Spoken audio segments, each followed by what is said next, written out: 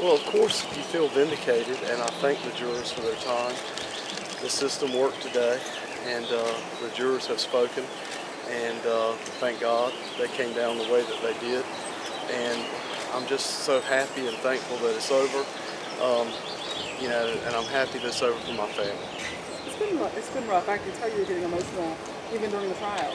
And it's not easy probably representing yourself on top of everything else that was going on because you had so much riding on this. No, but at the same time, everything was riding on it, and I felt like I knew what I wanted to say better than anyone else, and I felt like they needed to hear it from me.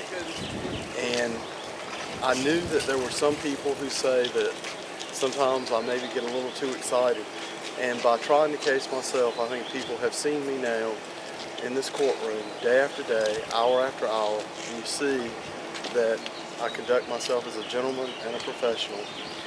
I shouldn't have used that language I did to Deputy Dolenti. If I have the opportunity, I will apologize to her personally. I haven't had that opportunity. Not proud of the language I used, I just contend it wasn't a crime. David, would you say that you've learned a thing or two through this whole process? More than a thing or two. And I will tell you this too, is that there's nothing like learning how it feels to be the other guy until you are actually in their shoes, and I have been now. And you also had a lot riding on this. I mean, there was a possibility that you weren't going to be able to be judged, and now the not guilty verdict means that you can finally move forward with what you want to do.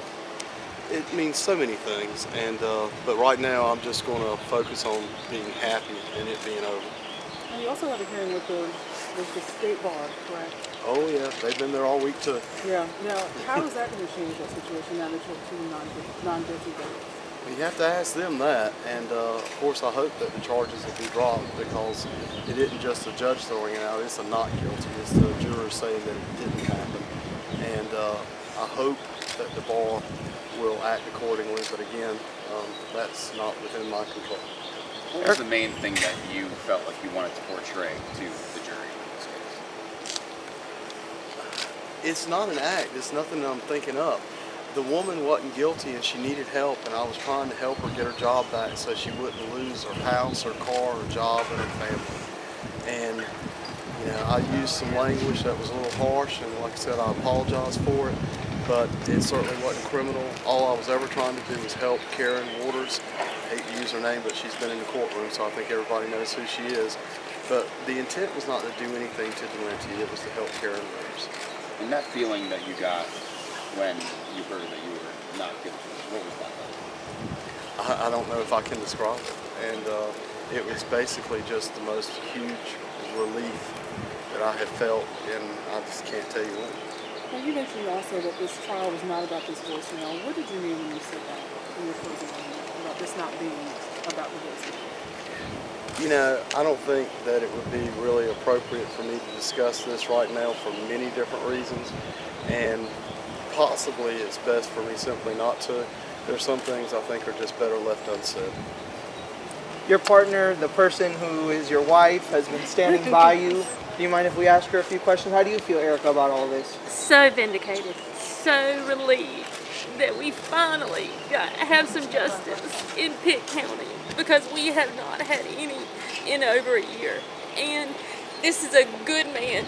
He's a fabulous father and a wonderful husband, and I am so proud to be by his side.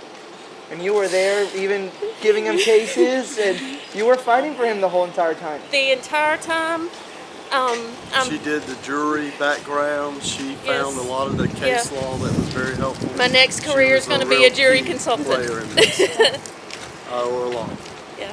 Just for standing by me. When you heard the verdict, what I can't even describe it. I thought about my son. I guess some of you guys saw him there yesterday.